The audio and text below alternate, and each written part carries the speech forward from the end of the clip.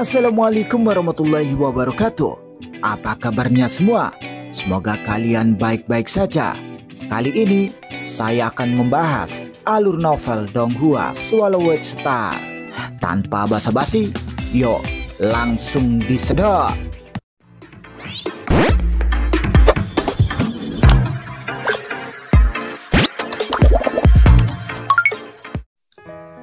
Melanjutkan dari cerita sebelumnya. Setelah Morosa datang, Luo Feng menatap toples anggur dan daging panggang di tangan Morosa dan tak kuasa menahan tawa. Tampaknya akhir-akhir ini kau hidup dengan cukup nyaman. Bahkan dalam perjalanan pulang, kau tak sanggup meletakkan anggur dan daging dari tanganmu.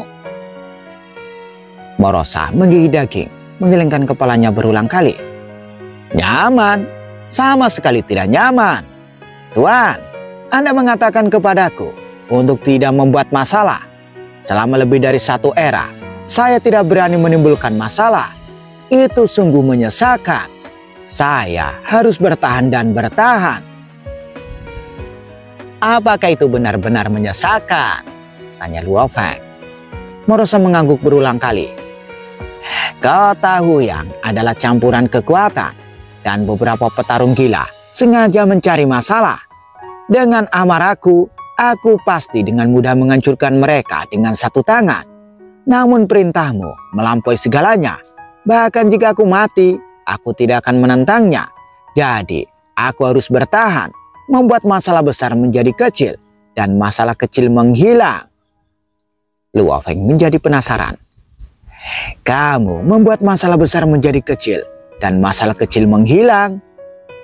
Terlahir dari jalan kancuran, binatang sektor memiliki sifat yang keras. Luo Feng sangat penasaran bagaimana ia bisa bertahan.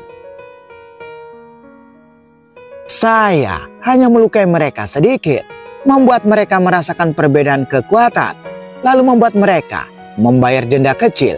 Itu saja, kata Morosa segera menjelaskan. Ini memang tidak menimbulkan masalah. Namun, jika kamu dipukuli dan tidak melawan, kamu hanya akan semakin diganggu, kan? Luo Feng mengangguk. Aku mengerti. Seorang pengecut akan dimakan hidup-hidup di kota Huyang. Tuan, Anda memang bijaksana, kata Morosa tersenyum dan tak dapat menahan diri untuk meneguk beberapa teguk anggur lagi. Apakah kamu memang suka minum di rumah? Kata Luo Feng penasaran. Mata Morosa berbinar dan dia segera berkata, Tuan, sejak Anda datang ke benua asal, Anda belum mencicipi anggur lokal dengan benar, kan? Tuan, sejak Anda datang ke benua asal, Anda belum mencicipi anggur lokal dengan benar, bukan? Beberapa anggur di sini rasanya jauh lebih enak daripada di kampung halaman. Biar aku coba, kata Luo Feng sambil mengambil kendi anggur dan menyesapnya. Saat anggur memasuki perutnya, dia segera merasakan jiwa dan kesadarannya ternutrisi, merasa nyaman dan rileks. Ini menarik, kata Luo Feng terkejut. Sejak datang ke benua asal, aku hanya minum seteguk anggur seduh murni di pavilion Yanfeng yang memiliki rasa yang lembut. Namun, anggur ini kuat, bahkan mempengaruhi kesadaran jiwaku. Morosa mengangguk dan berkata, makhluk yang lahir di benua asal dapat menyerap kekuatan langit dan bumi, jadi mereka tidak perlu makan atau minum. Oleh karena itu, makanan dan anggur mereka memiliki efek khusus, bukan hanya untuk menambah energi. Beberapa memberikan rangsangan penciuman yang kuat, yang lainnya bermanfaat bagi kesadaran tubuh dan jiwa, membuat para dewa sejati menginginkannya. Jelas Morosa. Luo Feng mengangguk. Sebotol anggur ini harganya 3 kristal kekacauan. Aku harus meminumnya dengan hemat, kata Morosa sambil menyimpannya dengan hati-hati. Apakah makanan dan anggurnya benar-benar menarik di sini? Ayo Morosa, ajak aku berkeliling, kata Luo Feng. Mata Morosa berbinar dan dia menggigit daging panggang besar itu sebelum berkata, jangan khawatir Tuan, di era ini hanya ada sedikit tempat makan dan minum anggur di kota Huyang yang tidak ku ketahui. Biarkan aku yang menunjukkan jalannya. Tapi Morosa menyeringai. Aku butuh bantuanmu untuk membayar tagihannya nanti, kata Morosa. Kau pelit sekali. Semua uang sakumu berasal dariku. Baiklah, tunjukkan jalannya, kata Luo Feng. Ayo pergi, kata Morosa tegas sambil menuntun Luo Feng keluar dari gua tempat tinggalnya. Di bawah pimpinan Morosa, setelah terbang beberapa saat, Luo Feng dan dia tiba di sebuah restoran biasa bernama Restoran Alam Api. Restoran ini tidak terlalu besar dan tidak terlalu mencolok di kota Huyang. Di era ini, aku sudah mencicipi banyak makanan lezat dan pesta alam api adalah favoritku. Harganya juga tidak terlalu mahal, kata Morosa memperkenalkan. Luo Feng mendongak. Nama restoran alam api dipadukan dengan Luo Feng mendongak. Nama restoran alam api dipadu-padankan dengan formasi tersebut membuatnya cukup menarik perhatian. Jagal hitam, cepat keluar, teriak Morosa. Pada saat yang sama, dia menjelaskan kepada Luo Feng. Tuan, Jagal hitam adalah pemilik restoran ini. Saya sudah sering datang ke sini dan sangat mengenalnya.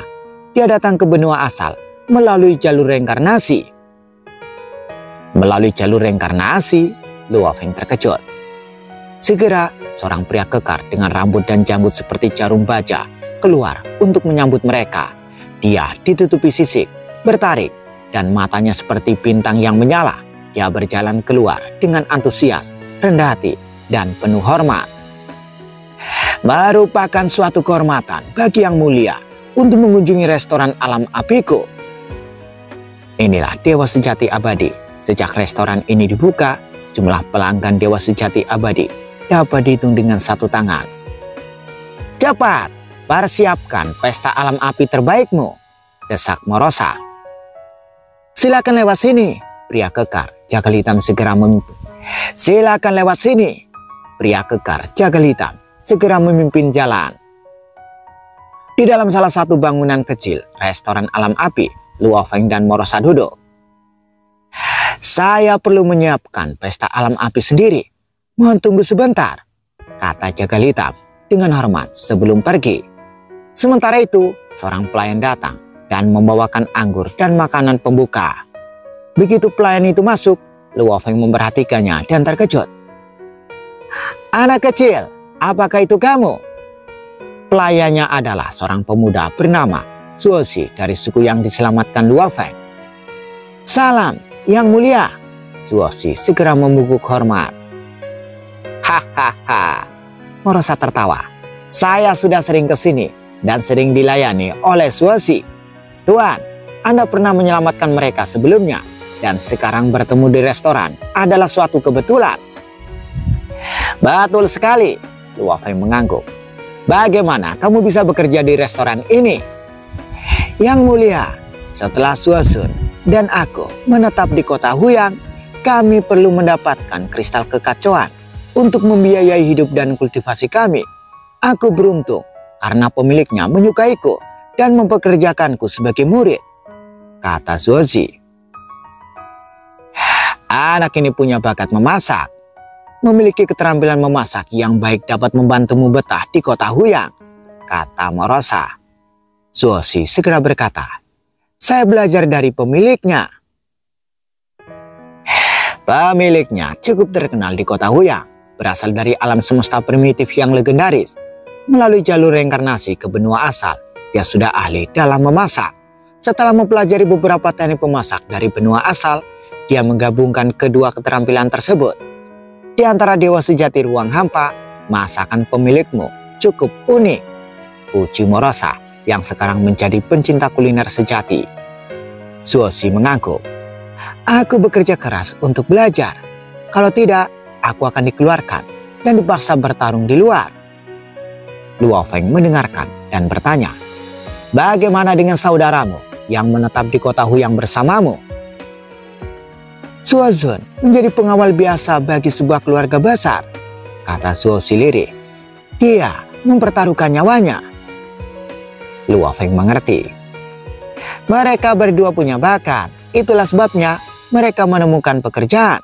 Dari pengamatanku, sekitar setengah dari dewa sejati di kota Huyang harus sering berburu binatang buas di luar, kata Morosa.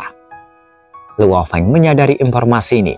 Sebagian besar makhluk tingkat menengah hingga rendah di benua asal memang hidup dengan berburu binatang buas. Ini dia. Pemilik restoran Jagal Hitam masuk. Dengan lambaian tangannya, hidangan mewah pun muncul dengan berbagai hidangan. Yang paling menarik perhatian adalah daging merah menyala yang besar di tengahnya. Daging di tengahnya memancarkan aura yang berapi-api. Yang mulia, aku menjadi dewa sejati melalui jalur kuliner di tanah kelahiranku, alam semesta primitif, kata Jagal Hitam sambil tersenyum.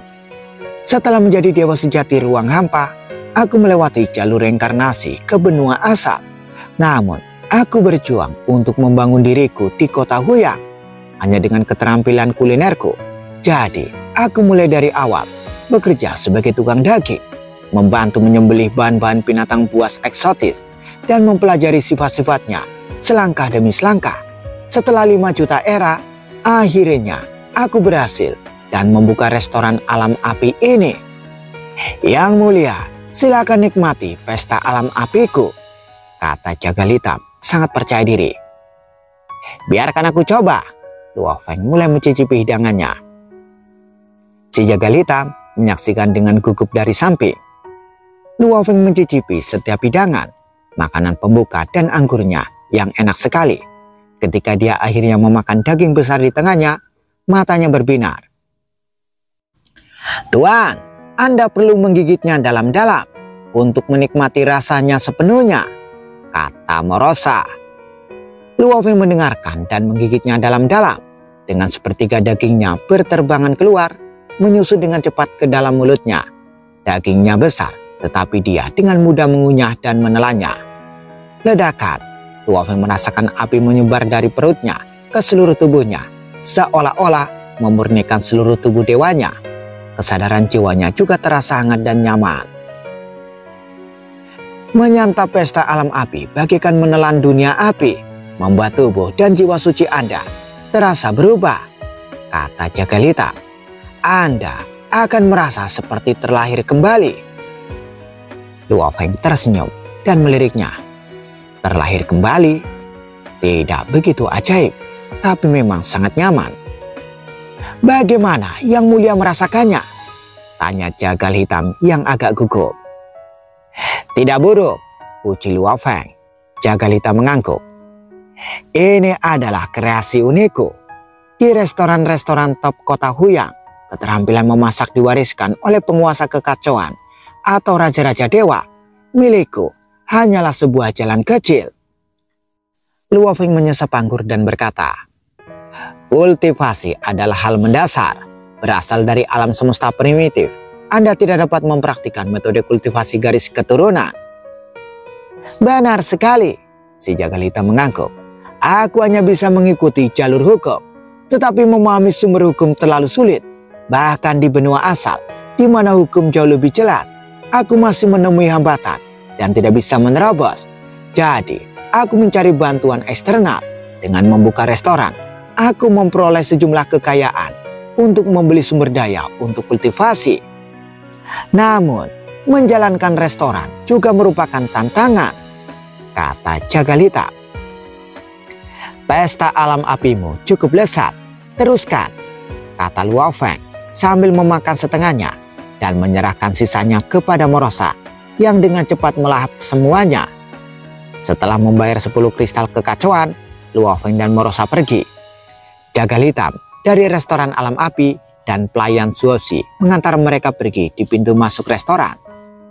Zuozi, Jagal Hitam melihat ke kejauhan. Apakah menurutmu Yang Mulia akan datang lagi? Yang Mulia tampaknya menyukai pesta alam api, kata Zuozi. Mari berharap, Jagal Hitam mendesah. Memiliki dewa sejati abadi yang sering berkunjung akan menarik banyak dewa sejati. Restoranku harus tumbuh lebih besar agar aku bisa mendapatkan lebih banyak keuntungan, meningkatkan peluangku untuk menjadi dewa sejati abadi. Jagal Hitam berbalik dan berjalan kembali ke restoran. Di kota Huyang, Bahkan pemilik restoran kecil mungkin memiliki latar belakang yang luar biasa. Karena kota itu penuh dengan orang-orang berbakat dan kuat yang terpendam, untuk tampil menonjol menjadi jauh lebih sulit. Di sisi lain, Morosa berkata sambil terbang, tempat yang baru saja kita kunjungi adalah restoran yang relatif murah. Selanjutnya, kita akan pergi ke salah satu tempat hiburan terbaik di seluruh kota Huyang. Salah satu tempat hiburan terbaik di kota Huyang? Di mana itu? Tanya Luo Feng penasaran. Iya, Paviliun Bunga Impian, jawab Morosa misterius.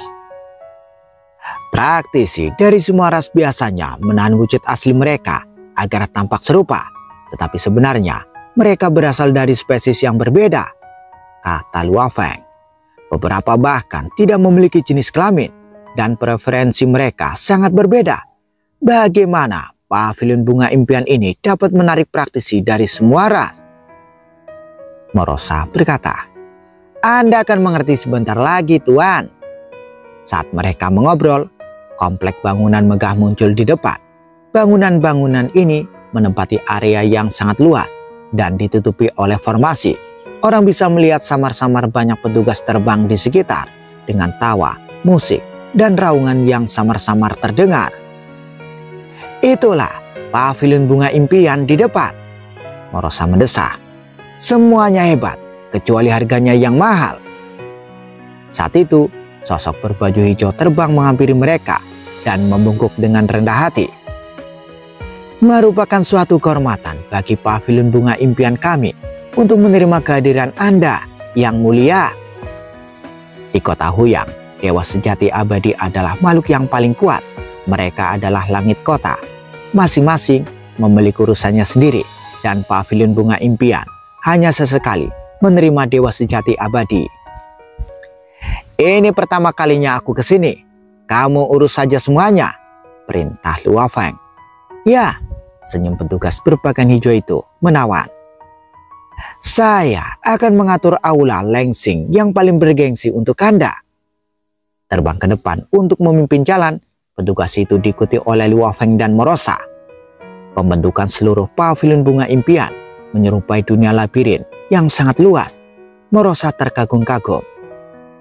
Aku sudah beberapa kali ke sini, tetapi belum pernah menjelajah sedalam ini ke dalam Paviliun Bunga Impian. Pasti hanya tamu terhormat yang diizinkan masuk ke sini. Luo Feng tiba-tiba mengerutkan kening sedikit saat dia melihat kaula terdekat dengan tubuh dewa sempurna miliknya. Jangkauan pengindraannya luas dan sensitif. Pada saat ini, dia merasakan sesuatu terjadi di aula di depannya yang dia benci. Aula itu luas dan dipenuhi tamu dari berbagai ras yang sedang makan, minum, dan tertawa sambil menyaksikan pertempuran mematikan di tengah aula. Dua dewa sejati berusaha sekuat tenaga untuk saling membunuh.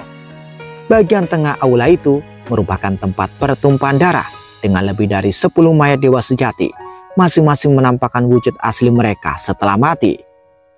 Bunuh dia! Bunuh dia! Kalau kau kalah, seluruh keluargamu akan kukubur bersamamu, teriak seorang tamu berjubah hijau dengan marah. Chang Kuesan, dalam pertempuran 10 mutlak ini, hanya 1 dari 10 pelayanmu yang tersisa.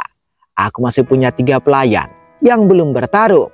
Sepertinya aku akan memenangkan taruhan kali ini, kata tamu lain dengan 8 lengan sambil tersenyum santai. Ini belum berakhir. Bakat pengawalku luar biasa dan bisa membunuh semua pelayanmu yang tersisa. Tamu berjubah hijau itu membalas dengan marah. Oh, benarkah? Tamu berlengan 8 itu mengangkat cangkir.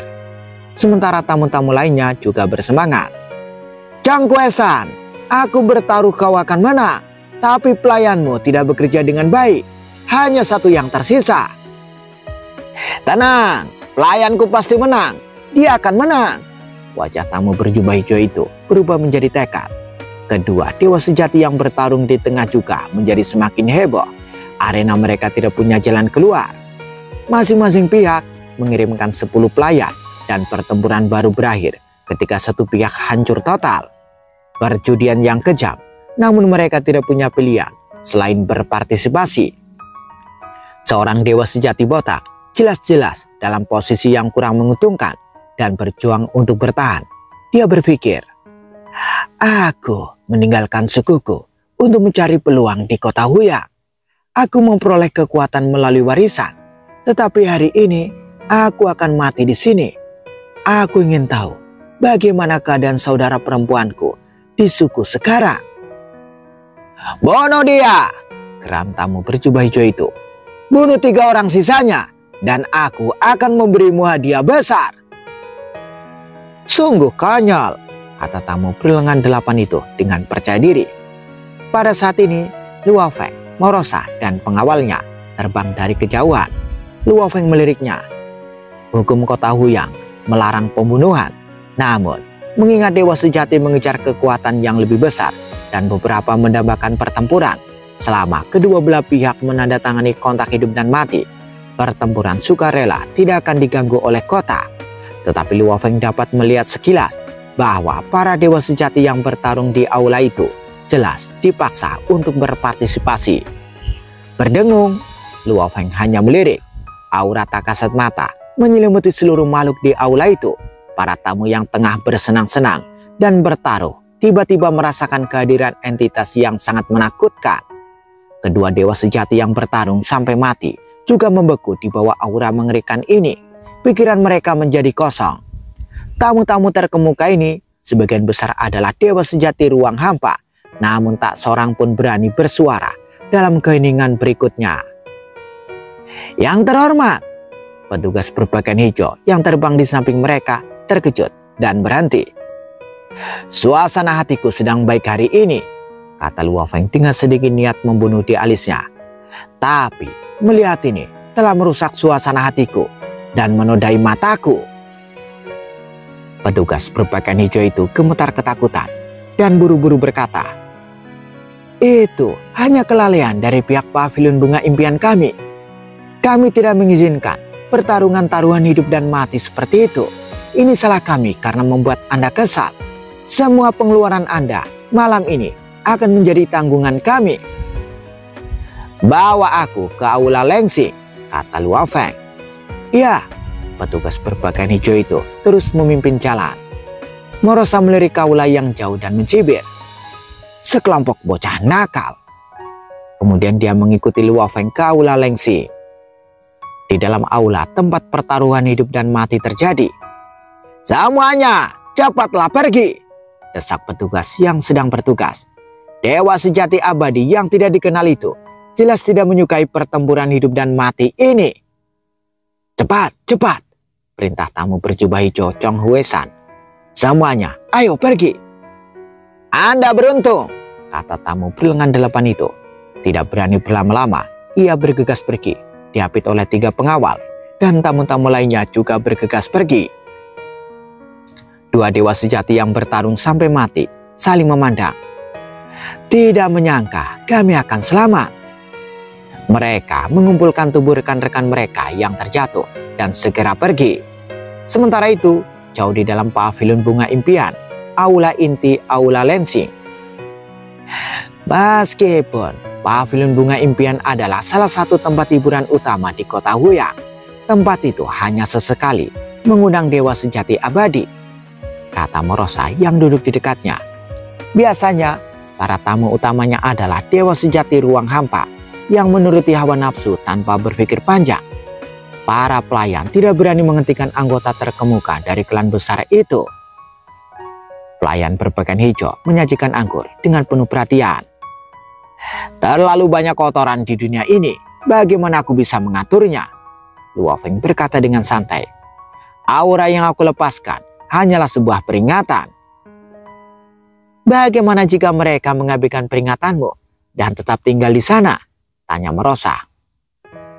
Kalau begitu, mereka akan bersikap tidak hormat kepadaku, berani menampar wajahku. Mereka akan mati tanpa ada yang bisa disalahkan, kata Luo Feng.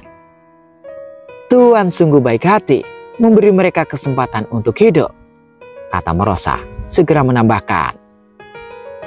Mendengar percakapan itu, pelayan berpakaian hijau itu gemetar dalam hati.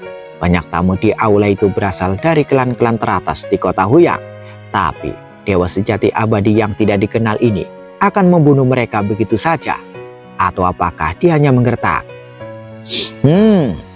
Luo Feng memperhatikan seorang wanita berpakaian hitam yang memasuki aula dan membungkuk sedikit setelah masuk.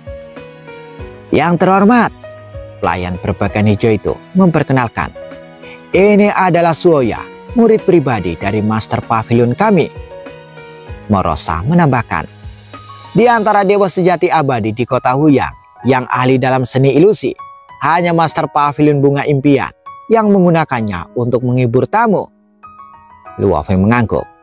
Mulailah.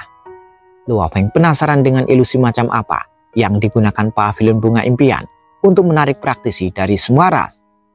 Wanita berpakaian hitam itu duduk sendirian, melambaikan tangannya untuk memanggil berbagai instrumen di hadapannya. Saat kekuatan dewa mengalir ke dalam instrumen, berbagai suara mulai dimainkan. Suara gabungan dari banyak instrumen memiliki kekuatan untuk mempengaruhi pikiran, dan bersama-sama mereka segera membawa Luo Feng ke dalam kenangan masa lalu. Emosi mulai bergejolak dengan penuh gairah. Luo Feng sepertinya melihat adegan orang-orang di bumi bertempur dengan gagah berani melawan binatang bertanduk emas. Menggunakan instrumen sebagai media dengan ilusi sebagai dasarnya mempengaruhi emosi, bersemangat, gembira, membara. Setelah bertahun-tahun berkultivasi, hati kita menjadi lebih tenang seperti bumi yang luas dengan sedikit fluktuasi, membuat emosiku melonjak terlalu sulit. Luo Feng dengan sukarela menerima pengaruh musik dan ilusi, namun tekadnya terlalu kuat, berada di puncak level kekacauan, jauh melampaui kemampuan ilusi semacam itu untuk mempengaruhinya. Itu hanya membawa kembali sebagian kenangan tentang bumi untuk Luo Feng. Tahun-tahun yang penuh gairah dan membara. Sesungguhnya teknik Liu Yan berisi berbagai metode untuk melatih pikiran dan tekad, termasuk metode pemurnian hati 7 emosi. Saat kenangan akan momen-momen penuh gairah muncul, Luo Feng teringat pada metode pemurnian hati 7 emosi. Metode pemurnian hati 7 emosi meningkatkan kepekaan pikiran, membuat seseorang mudah tersentuh, gembira, marah atau sedih. Kemudian menggunakan berbagai emosi sebagai nutrisi. Metode ini memurnikan pikiran dan tekad.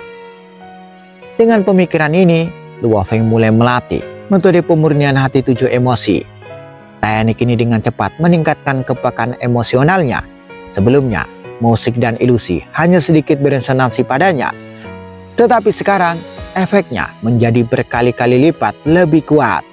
Ledakan, Luo Feng sejenak terbawa kembali ke masa lalu. Duduklah, tutup matamu, dan ingat, jangan melawan, kata Luo Feng dengan suara rendah. Dimengerti. Mo Henderson, Tripati Singh, Jiayi, dan Sokolov duduk di posisi masing-masing sesuai dengan teknik rahasia Hensagram. Mereka saling memandang, senyum aneh tersungging di wajah mereka. Itulah saat ketika mereka berenam mengorbankan diri untuk melawan binatang bertanduk emas. Tekad yang membara memenuhi hati Luo Feng, melampaui hidup dan mati, dengan satu-satunya tujuan membunuh binatang bertanduk emas. Dengan bantuan metode pemurnian hati 7 emosi, emosi yang kuat ini membuat Luo Feng menitikkan air mata. Musik dan ilusi dimaksudkan untuk melayani para tamu, membangkitkan emosi positif, gairah yang membara, cinta, komitmen yang tak tergoyahkan, persaudaraan melalui hidup dan mati. Setelah sekian lama, musisi berpakaian hitam itu berhenti, terkejut dengan ekspresi di wajah dewa sejati abadi yang tidak dikenalnya ini. Dewa sejati abadi biasanya tidak akan terlalu tenggelam dalam ilusi mereka. Mata Luo Feng berkilauan dengan air mata yang tertumpah saat ia perlahan membukanya. Bagus, sangat bagus. Ini luar biasa, kata Luo Feng lembut. Bersambung, bagaimana kelanjutan kisahnya? Tunggu jawabannya di episode selanjutnya. Dadah, semoga paham.